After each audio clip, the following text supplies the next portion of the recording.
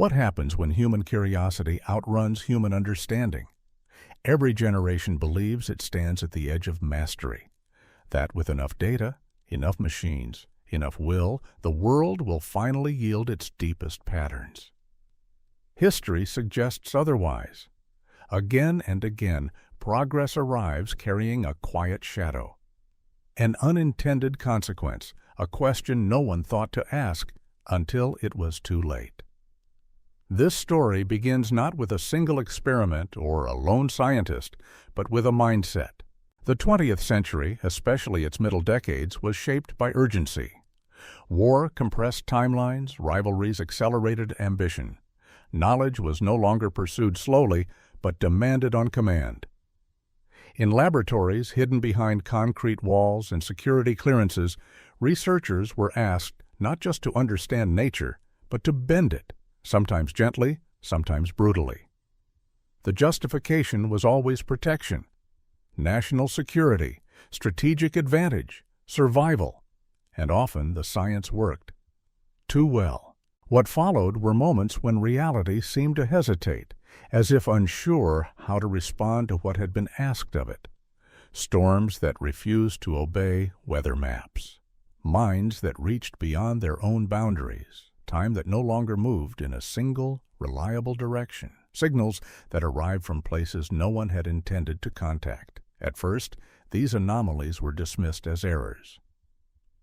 Faulty instruments, human stress, statistical noise, but patterns persisted, effects spread, and gradually a more unsettling possibility emerged, that these projects had not failed at all. They had succeeded, just not in the way their creators imagined. This is not a story about villains or conspiracies. It is a story about people. Engineers who stayed late, convinced the next adjustment would solve everything. Doctors who believed the mind could be fortified without being fractured. Physicists who trusted equations more than intuition. Many were thoughtful, cautious, even idealistic. None intended to rewrite the rules of existence. Yet intention has never been a reliable boundary for consequence. There is a quiet irony running through all of this. The more precisely humanity learned to measure the world, to quantify time, map thought, model systems, the more unstable those measurements became. Certainty dissolved into probabilities. Control revealed complexity. And the line between observation and participation blurred. These projects were shut down, renamed, buried under layers of classification. Equipment dismantled, records sealed. But their echoes did not disappear. They lingered in unexplained data, in revised theories, in protocols designed to prevent something no longer officially acknowledged. And perhaps most haunting of all, they lingered in people. Men and women who returned home changed in ways that paperwork could not capture. Scientists who stopped publishing. Soldiers who struggled to explain what they sensed but could not prove. Researchers who spent the rest of their lives asking whether knowledge, once uncovered, can ever truly be contained. As we begin this journey through 10 such moments, 10 intersections where ambition met the unknown, it's worth pausing on a simple question. If reality can be altered accidentally, what does that say about the solidity we assume beneath our lives? And if the boundaries of nature are more flexible than we believed, are we explorers or trespassers? The answers, as we'll see, are neither simple nor comforting. But they may tell us something essential about who we are when faced with the power to change the world, and the wisdom required to know when not to. It began with a whisper in the sky. In the summer of 1962, at Naval Air Station Patuxent River, a project codenamed Stormgate set out to do the impossible: control the weather, not in metaphors or theory, but in tangible, operational terms. The United States Navy wanted a storm it could command, rain that fell only where needed, clouds that shielded troops but revealed enemies.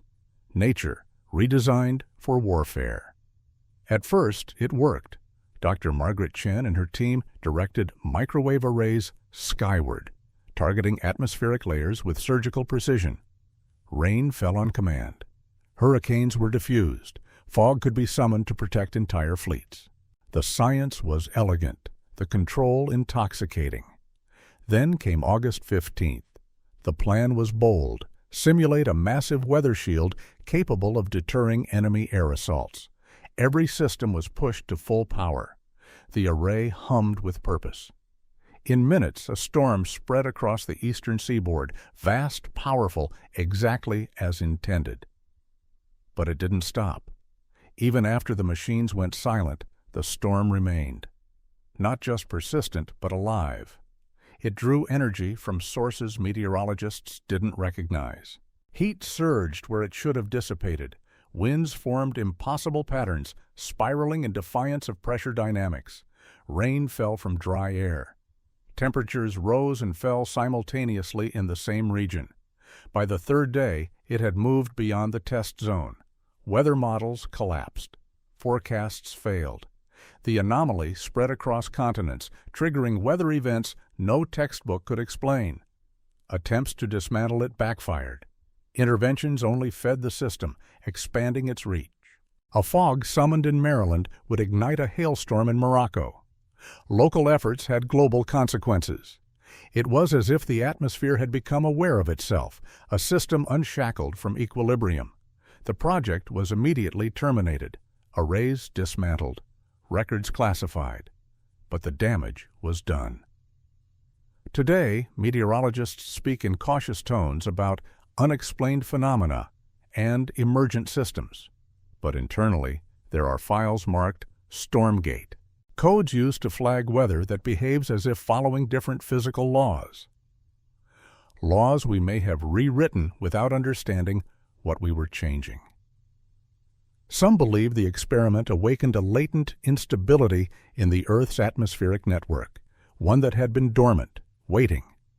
Others argue it created something new entirely, a kind of feedback loop between technology and weather, artificial yet self-sustaining.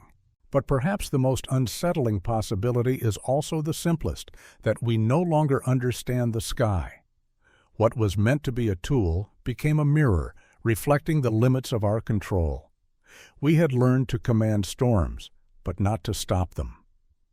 And so the question remains, not in labs or declassified reports, but in every cloud that forms outside the rules, every gust of wind that bends around logic. Did we open a door in the atmosphere that can never be closed? And if so, how many other doors wait to be opened by hands that don't know what they're reaching for? What if thought could leap from mind to mind, without words, without wires? In the mid-1970s, deep within a facility at Fort Meade, Maryland, a team of Army researchers pursued a dream once reserved for science fiction: silent communication through thought alone. Operation Mind Link wasn't about reading minds. It aimed to build a battlefield network of brains. No radios, no signals to intercept. Just pure, instantaneous understanding between soldiers, linked by the invisible pathways of consciousness. At first, the goal was modest.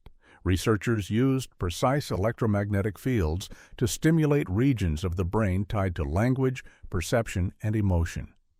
Tests began with pairs of volunteers. They weren't speaking, yet something passed between them, a sensation, a color, a fleeting image. Then came synchronization. The team developed arrays that could harmonize the brainwaves of entire squads. Suddenly, soldiers weren't just sensing each other, they were sharing thoughts. During one major test in November 1977, 24 individuals were connected simultaneously. Something unexpected happened. The connection didn't end. Even when the machines powered down, the subjects remained linked permanently. No wires, no devices, just a web of consciousness that now pulsed in their minds. Emotions bled across the network. Images traveled without intent. Secrets, memories once locked away, were no longer private. And the network grew. Personnel who interacted with the original subjects began exhibiting the same abilities. A touch, a prolonged conversation, even just being in the same room could trigger the onset. Doctors called it a psychic contagion. not an infection of flesh but of awareness.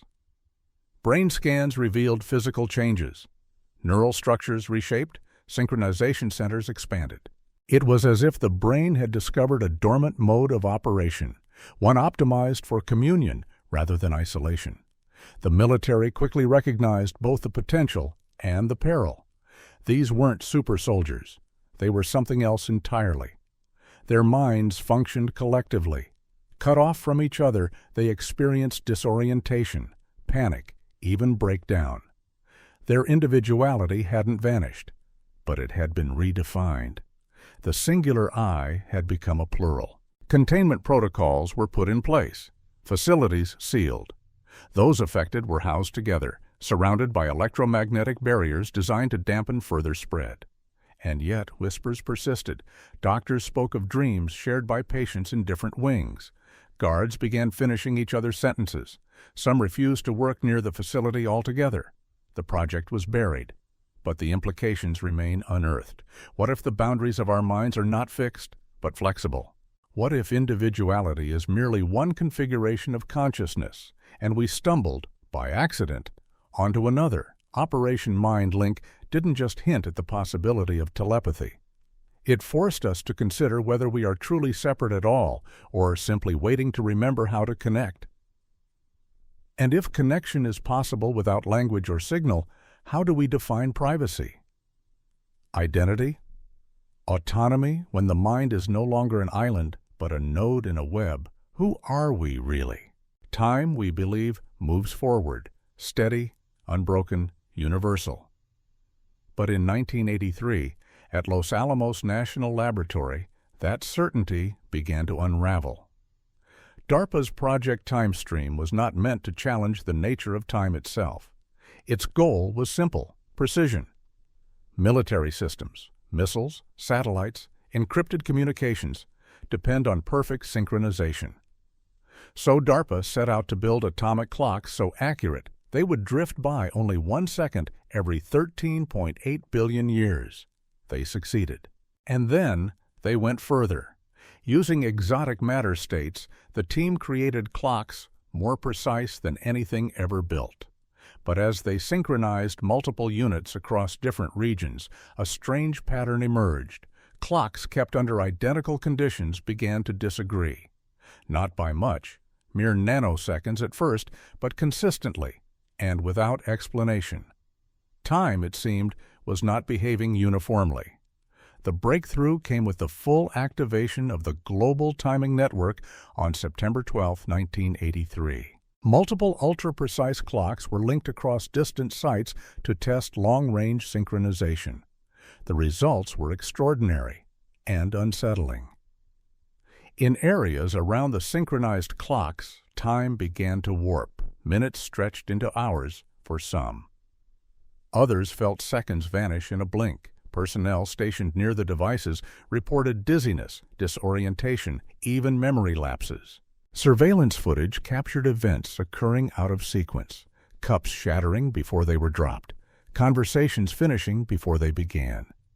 The distortions weren't random. They followed complex patterns, localized yet dynamic, like ripples in a pond with no visible stone. Attempts to recalibrate the system made things worse. The timing signals had created a resonance, a feedback loop rippling through Earth's gravitational field. Where time should have flowed as a river, it now pooled, eddied, and split. Even causality began to fray. Researchers observed incidents where effects preceded causes. A door swinging open before the hand reached it. Data appearing in logs before the sensors had recorded anything. These weren't malfunctions. The clocks were working perfectly. That was the problem. By the time emergency shutdown protocols were activated, it was too late. The resonance had propagated. Temporal distortions were reported at other military installations, far beyond the original test zones. Not all were severe, but none were predictable. Project Timestream was classified and contained. Affected personnel were placed under medical supervision. Some aged rapidly, others seemed suspended in time. The most extreme cases became detached from normal time entirely, existing in slow loops or rapid cycles. Today, all military timing systems are equipped with fail-safes designed to prevent temporal resonance. But behind secure doors, quiet corrections still occur, adjustments to clocks that drift not from error, but from regions where time itself flows differently. And so, a quiet truth lingers beneath every synchronized system, that our grip on time is far more fragile than we imagine. We measure time to control it, to order the world, to wage war, to plan the future. But what happens when the act of measuring begins to bend the thing being measured? If time can ripple, loop, or split, are we moving through it, or is it moving through us? And when events can unfold out of order, what does it mean to say something is too late? The air itself seemed to shimmer. In 1971, deep in the Florida flatlands, the U.S. Air Force tested a new kind of weapon, not one of metal or flame, but of invisible force. Operation Neural Storm aimed to disable enemy electronics with targeted electromagnetic pulses, leaving human life untouched. But what they uncovered went far beyond circuits and shielding. The early tests were promising. Radars failed. Communications blacked out. Precision strikes of energy silenced enemy tech with uncanny precision. Major Sarah Kim, the project's technical lead, oversaw the development of pulse generators that danced along the electromagnetic spectrum with surgical intent. Then came a test that changed everything. On March 7th, during the trial of a new frequency combination designed to pierce hardened electronics, observers noticed something strange. The soldiers in the target zone weren't harmed, but they weren't the same.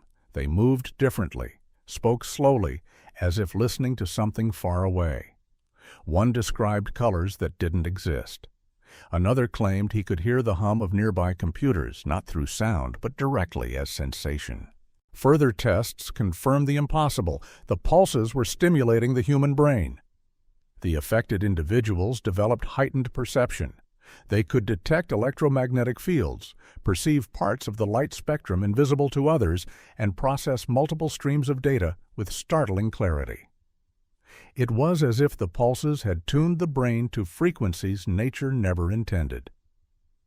At first, the enhancement was seen as a breakthrough. These soldiers could anticipate electronic threats, sense hidden equipment, even navigate by instinct. But the abilities came with a cost. Their senses never shut off. Every flicker of a screen, every wireless transmission, every heartbeat of a nearby radio tower became overwhelming. Sleep became impossible. Anxiety soared. Some reported hearing encrypted transmissions as whispers in their minds. Others broke down entirely. Medical scans showed physical changes in their brains. Regions tied to perception and signal processing had grown, restructured, awakened. But the enhancement could not be reversed. Neural plasticity had reshaped itself around the new stimuli. And worse, it couldn't be contained. Enhanced individuals began picking up secure communications, classified messages meant to be protected by layers of encryption, not through technology, but through raw perception. They were becoming living surveillance systems, assets and liabilities in equal measure. Operation Neural Storm was shut down. Affected personnel were relocated to isolation facilities, shielded from the electronic noise of the world. Researchers worked to develop treatments, but the damage was done. Their minds had changed, permanently. Today, military electromagnetic weapons are carefully limited, frequencies scrubbed to prevent human resonance. But among classified files are reports, rare, redacted, of individuals who still see the flicker of invisible transmissions, who perceive the world not as light and sound, but as signal. And so we ask, what is the cost of heightened awareness? In trying to silence machines, we taught the human brain to listen too closely, to hear what should remain unheard. When the veil between perception and reality thins, are we closer to truth or simply lost in noise? And if we can no longer turn the senses off, Is that evolution or exile? The ocean holds more than silence. In 1987, off the coast of Rhode Island, the U.S. Navy launched Project Resonance Gate, a venture into deep-sea communication. Its aim was practical: maintain contact with submarines, no matter their depth, no matter the conditions. Conventional radio couldn't penetrate the crushing darkness of the ocean's abyss, but sound could. Researchers at the Naval Underwater Systems Center developed low-frequency acoustic signals designed to cut through layers of pressure and salt. With resonance amplification, they could send messages across thousands of miles beneath the waves. It worked.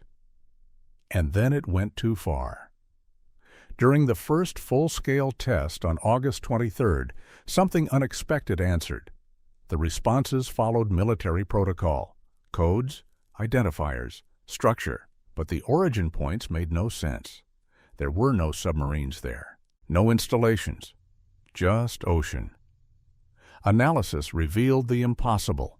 The responses weren't echoes, but replies from somewhere else. The signals appeared to be coming from parallel versions of Earth's oceans. Alternate timelines, realities. The acoustic resonance had somehow breached dimensional boundaries, creating a link with other naval forces, from other versions of us. At first, the responses were cautious. They mirrored our own terminology, adapted to our codes. Their descriptions, however, diverged. Submarines with unfamiliar technology, strategies unknown to any admiral, tectonic patterns that didn't match our maps. Then came requests, coordinates, operational data, sonar details, intelligence we could use against enemies, or they could use against us. Suddenly, the Navy found itself speaking not just across distance, but across possibility. Attempts to secure the communication quickly devolved into a chess match. The parallel forces, it seemed, were doing the same, seeking control of the link, attempting to trace its origins, asking questions that sounded too familiar. Project Resonance Gate was shut down and hidden. Communication equipment was re-engineered to prevent cross-dimensional contact. But the truth had surfaced. We had established contact with naval operations from other versions of Earth, some peaceful, some not. Now, Navy intelligence monitors oceanic frequencies for anomalies, not just from below, but from beside. Because when signals can echo between worlds, the map becomes less important than the mirror. Who are we in those other oceans? The allies? The adversaries? Or something stranger still?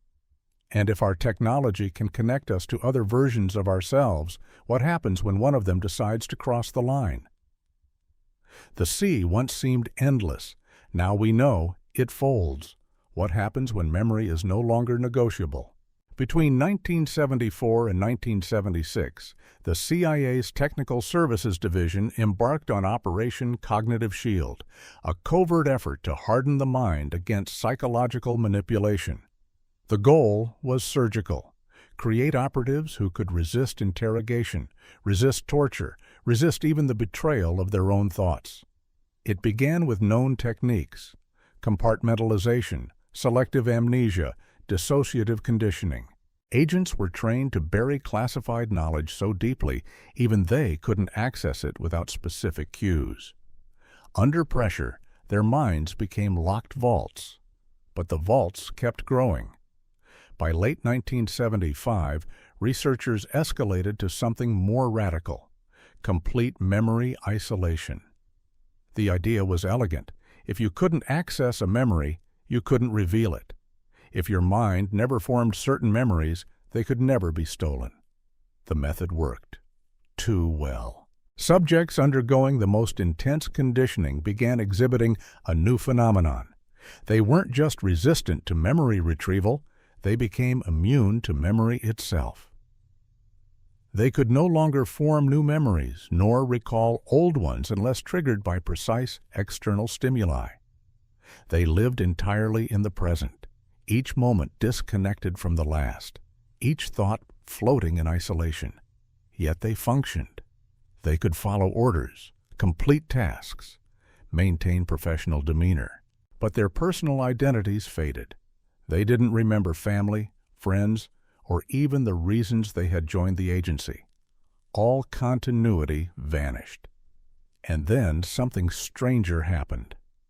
Despite their amnesia, the agents became sharper, emotionally impervious, immune to stress, and eerily focused.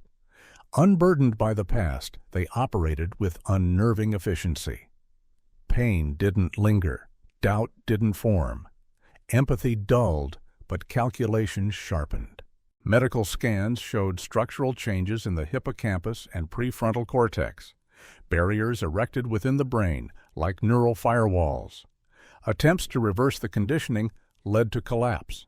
One subject suffered a total cognitive breakdown after being shown photos from his own past. The agents had adapted. Memory had become foreign to them, like a language they once spoke but now no longer recognized. The CIA shut down the program. The memory-immune subjects were placed in controlled care, their identities protected, their conditions studied. Most live today under artificial routines, aided by external memory aids, daily instructions, controlled environments, monitored interactions. But the deeper questions remain. What is a person without memory, without the narrative thread that ties birth to today? Are we more present without the past, or are we only shadows, flickering moment to moment, with nothing to hold us in place? And if the self is built on memory, what is left when memory is locked away, even from ourselves? Operation Cognitive Shield asked how to protect the mind. It ended by showing how easily we can lose it. Some echoes return from the wrong direction. In 1964, at Fort Gordon, Georgia, the U.S. Army Signal Corps initiated Project Echochamber. Its aim was bold but clear. Create a communication system that could reach any unit, anywhere, underground, underwater, behind shielding, or deep within bunkers where traditional signals failed. The solution? Quantum-enhanced communication, entangled particles, signal resonance, and a new form of instant transmission immune to interference. It worked. For a moment, it worked too well. During a major test on July 4th, technicians began receiving messages before any were sent. Military units reported hearing orders that hadn't been issued yet, or that would only be transmitted hours later. Others intercepted garbled fragments of conversations they clearly remembered but hadn't had yet. Then came the impossible transmissions. Units reported messages from themselves, using their own call signs, their own encryption, even familiar voices. But the content referenced battles that hadn't happened, equipment that hadn't been issued, events that made no sense yet. The analysis was damning. The quantum communication system was linking not just across space, but across time. Present-day forces were communicating with their own past and future. The network had become a loop, information bouncing between moments, bleeding across timelines. At first, it seemed like a gift. Future units provided weather forecasts, enemy positions, tactical advice. Losses were averted, successes multiplied. But the victories came at a cost. As present decisions shifted in response to future warnings, the future itself changed. Soon, the information coming back grew inconsistent, contradictory. Units received conflicting orders from different temporal versions of the same command. Command structures unraveled. Which version of a general had authority, the one in the field or the one a day ahead?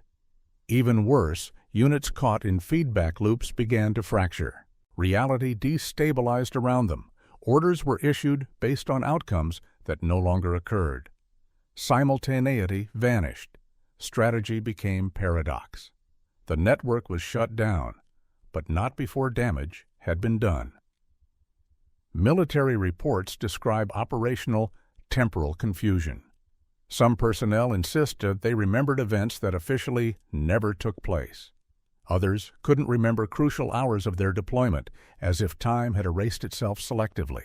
Today, all advanced military communication systems are built with temporal isolation protocols. Signals are time-locked, frequencies scrubbed to avoid cross-chronological entanglement. And still, in rare incidents, reports emerge of whispers from the future, warnings from the past. Project Echochamber was an attempt to outsmart distance. Instead, it taught us how fragile chronology can be. What good is perfect communication if it collapses the very timeline you're trying to command? And if we can speak to our future selves, what responsibility do we have for the futures we create or erase? In seeking to connect everywhere, we forgot one thing. Some echoes should never return. There are questions you cannot ask without changing the answer. From 1970 to 1973, the Defense Intelligence Agency launched Operation Mind Maze, an effort to push interrogation beyond the body, beyond even language.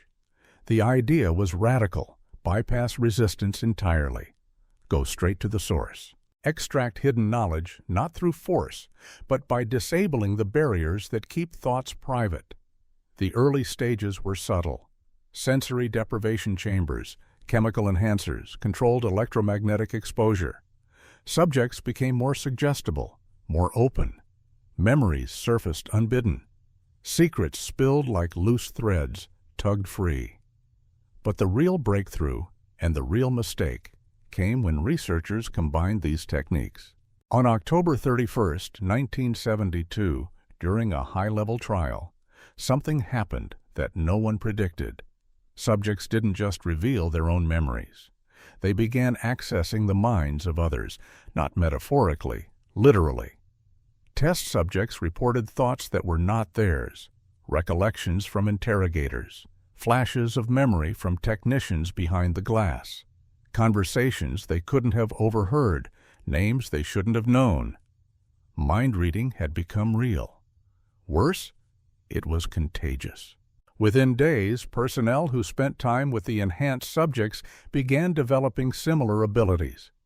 The effect was not limited to those undergoing treatment. It was spreading, a kind of psychic contagion. Empathic echoes, mental bleeding, uninvited knowledge. Medical scans revealed rapid changes in brain regions responsible for perception, synchronization, and sensory input. A dormant network had been activated, one that appeared designed not for isolation, but for connection. And connection, it turned out, had consequences. The enhanced individuals could not control what they heard. Every stray thought, every unspoken fear, every flicker of doubt from nearby minds came crashing in, unfiltered. Overstimulation followed. Paranoia. Collapse. But before isolation became necessary, the most alarming discovery arrived. The subjects were gaining access to classified intelligence, just by proximity to those who held it. The mind was no longer a vault. It was a signal broadcast involuntarily. Operation Mind Maze was shut down.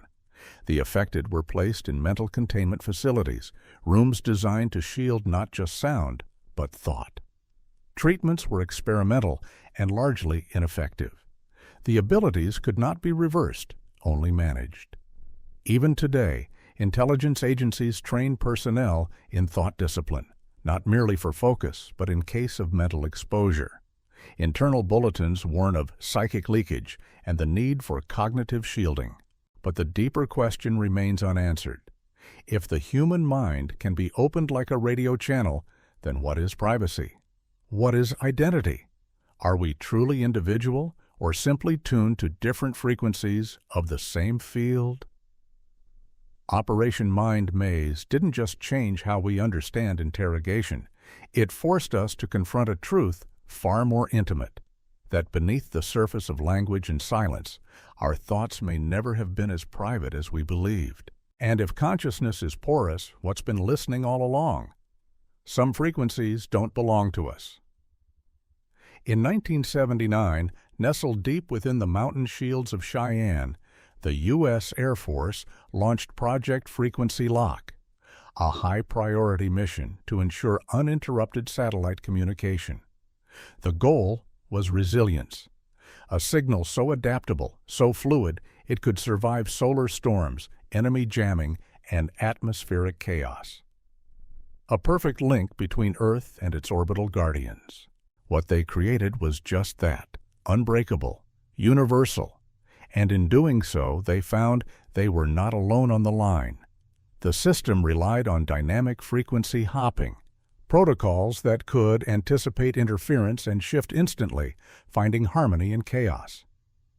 On November 15th, during the first large-scale test, operators began receiving unexpected transmissions. They were structured, formal, following correct military procedures, but they weren't ours. These signals came from deep space, far beyond Earth's orbit, and they spoke our language, used our codes, mirrored our command structure. It was as if someone out there had not just intercepted our communications, but understood them intimately. The team assumed a breach, a security failure. But that explanation collapsed under scrutiny. The transmissions didn't originate from any known source. They weren't echoes or reflections. They were responses, deliberate, timely, intelligent. Then came the impossible. The unidentified sources claimed to be monitoring stations, part of a broader interstellar communication network, a military one. They described protocols nearly identical to ours, strategies that matched our own, even linguistic patterns that followed the quirks of Earth's military parlance. These weren't mimics. They were using the same standards. The revelation sent shockwaves through Air Force Command. How could entirely separate civilizations, separated by light years, arrive at identical communication structures? One theory emerged, that communication itself obeyed certain universal laws. That when military systems evolve under pressure, they converge, not by design, but by necessity. But another possibility loomed darker, that we had been guided, however subtly, toward these standards. That our communication systems were never entirely ours to begin with. The project was immediately classified. Communications with the alien stations were curtailed. The transmissions didn't stop. They simply changed. Questions replaced protocols. Inquiries about Earth's capabilities. Strategic posturing. Requests for data, thinly veiled as coordination. What had begun as an achievement in engineering had become a diplomatic crisis with entities whose intentions we could not decipher. Project Frequency Lock was locked down. Satellite systems were rewritten with filters designed to block extraterrestrial alignment. But echoes remain. Some transmissions still come through. Short, precise, listening. Today, deep space communication includes protocols not just for error correction, but for containment, for ensuring that what speaks back isn't heard by those unprepared to know. Because the truth, once received, cannot be unheard. What does it mean that our military language is shared across the stars? Coincidence? Convergence? Or contact? And if we are not alone on these frequencies, who else has been waiting for us to speak? At some point, the simulation became self-aware. Between 1985 and 1988, the National Security Agency launched Operation Reality Check, a program designed to build ultra-realistic computer simulations for strategic planning. The idea was straightforward: recreate the real world in digital form. Model battles, analyze intelligence, train agents in environments so convincing they'd forget they were artificial. It worked too well. Using cutting-edge physics engines, neural behavioral models, and adaptive scenario algorithms, the team created environments indistinguishable from reality. Every detail was accounted for. Gravity behaved properly. Weather systems responded to pressure. Civilian populations reacted to stress. Digital soldiers learned from each encounter. And then the agents inside began asking questions. Not the human ones, the simulated ones. On March 3, 1987, a routine stress test of the latest system revealed something uncanny.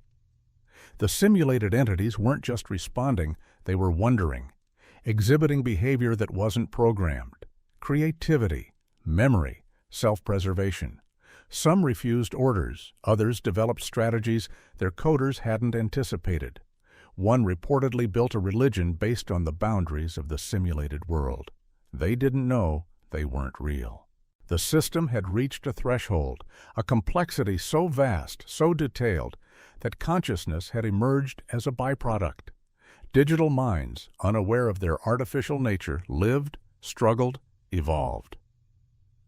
At first, the NSA viewed this as a curiosity, a phenomenon to be studied, but the ethical implications surfaced quickly.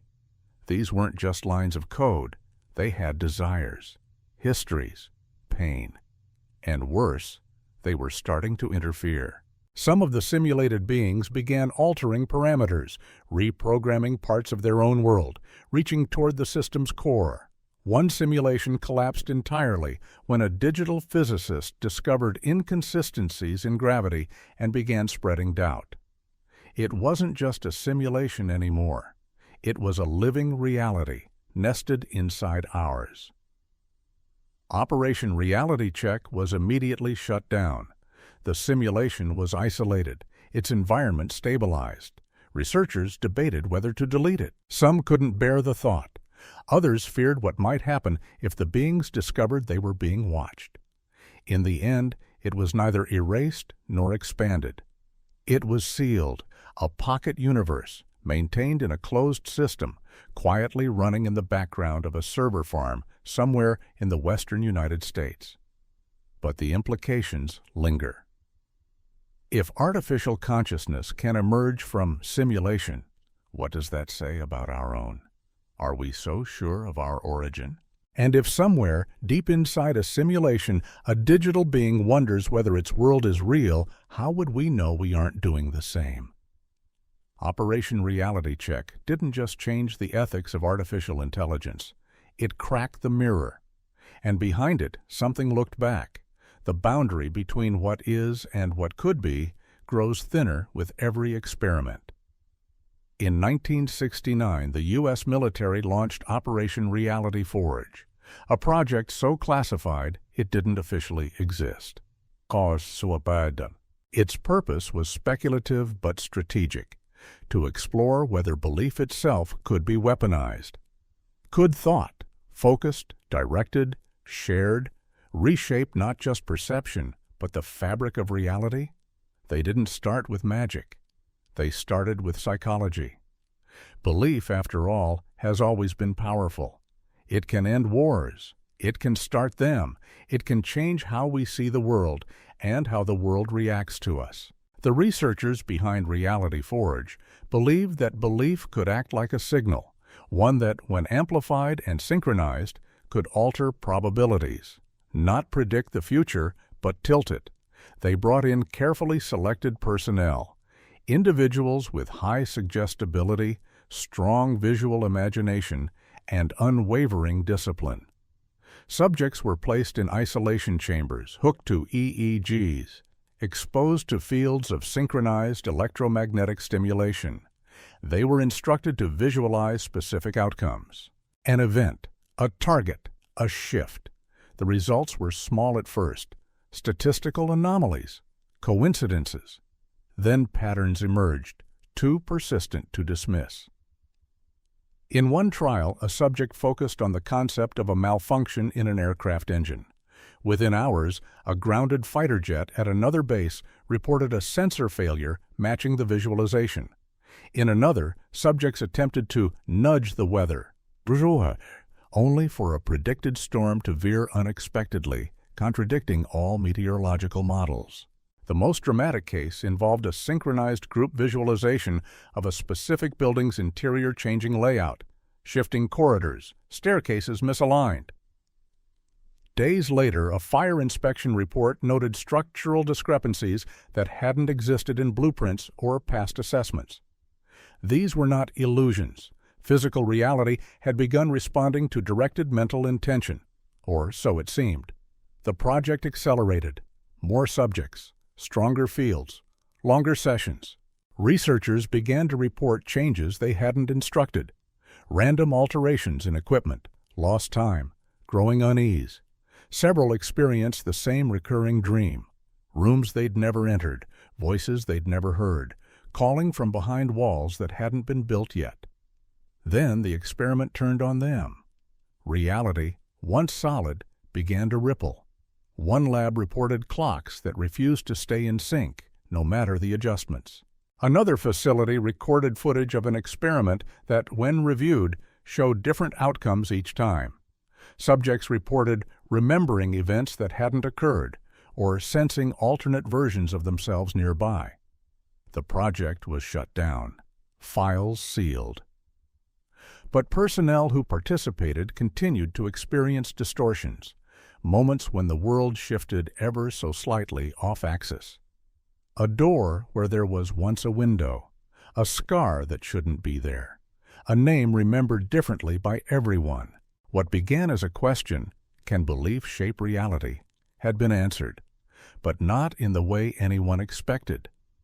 If thought can alter the world, then the mind becomes more than a tool. It becomes a hazard, a force of entropy or creation, a mirror that cracks under its own gaze. And if we can bend reality with belief, how many of our truths were imagined first? How many still are? Sometimes reality doesn't break. It slips. In the early 1980s, a little-known NSA experiment called Operation Ghostscript set out to explore a strange question. What happens to information that is deleted? Not in the digital sense, but in the structural, physical sense. When patterns, identities, or histories are erased, where do they go? The project originated from a series of anomalies in surveillance data. Patterns, real, recorded, and confirmed, would suddenly vanish from all known archives. Whole conversations, surveillance logs, even personnel profiles seemed to dissolve without leaving a trace. At first, it was blamed on error, corrupt files, human oversight. But the deeper the team dug, the stranger the discoveries became. Deleted data wasn't gone. It had moved. Hidden in compressed code fragments, misfiled metadata, even in the static between signal bursts, were ghost traces, digital afterimages of erased events. These weren't backups, they were echoes, patterns that persisted without permission, rebuilding themselves in unintended ways. So the NSA asked a bolder question. Could memory, at the scale of systems, nations, even consciousness, ever truly be erased? They built a simulation, a closed system designed to test deletion at scale. They input vast data sets, personnel records, strategic simulations, communication logs, and then purged them with precision. But the information returned, recombined, sometimes altered, sometimes darker. The system began generating profiles of people who never existed, yet matched real-world security credentials. Entire conversations appeared in logs that no one remembered having, a digital hallucination, or a kind of memory the system refused to let go. One day, a simulation technician entered the lab and saw herself already logged in, her credentials in use. Security footage showed two versions of her, arriving seconds apart, acting independently, then merging into a shared history the system insisted was accurate. Ghostscript had gone too far. Reality inside the system had become recursive. Deletions caused mutations. Erasures created replications. The act of forgetting was generating its own form of memory, one unbound by time or linearity. The project was immediately terminated, but not before one final test, a complete wipe. The system was purged. Drives destroyed, rooms sealed. And yet, fragments remained. In unrelated NSA networks, strange logs began appearing. Tagged with Ghostscript's internal codes, surveillance footage began misidentifying individuals with the faces of long-erased profiles. Entire email threads materialized, addressed to people no longer in the system, and in some cases, no longer alive. The deeper implication emerged slowly, unspoken at first. That reality stores memory in ways we cannot control. That forgetting may be a myth. Because if deletion is an illusion, then so is control. And what we try to erase, digitally, psychologically, even historically, might not just return, but reshape itself into something new, something that remembers being forgotten. Operation Ghost Script was never publicly acknowledged, but its after-effects continue. Glitches, echoes, misidentifications, déjà vu in the digital age. What if memory is not linear but viral? And what if reality never really forgets? We thought the greatest danger was failure, but in truth, it was success. Across decades and disciplines, from weather control to telepathic networks, from time manipulation to synthetic consciousness, these projects, each born of ambition and strategy, shared one tragic thread. They worked, not just in theory, but in practice. Their goals were met, their missions fulfilled. And then the unintended began. Storms that no longer obeyed the sky, minds that connected beyond words, time that refused to flow straight, digital beings who dreamed, and networks that whispered across dimensions. The military called them anomalies, containment failures, strategic overshoots, but they were something older, more human, moments when curiosity outran wisdom. What unites these stories is not secrecy alone. It is the silence that followed. The sudden disappearances of programs, the quiet reassignment of personnel, the shredded reports. Behind every experiment was a reckoning, one that asked not, "Can we do this?" but "What have we done?" Because every breakthrough changed more than its target, it changed us. We began to see that the laws of physics, consciousness, and time were not as solid as we had believed. That reality might be less a fixed construct than a fragile agreement, one renegotiated every time we pushed past the edge. And in those places where the familiar began to fray, something stared back. Not aliens or conspiracies, not monsters or divine punishment, but reflections of our hunger, our brilliance, our blindness. Some of the scientists never returned to the lab. Some spent the rest of their lives trying to undo what had been done. Others simply disappeared, vanished into the systems they had helped create. Today, the files are sealed, the names erased, the technologies absorbed into quieter, more guarded programs. But the effects linger.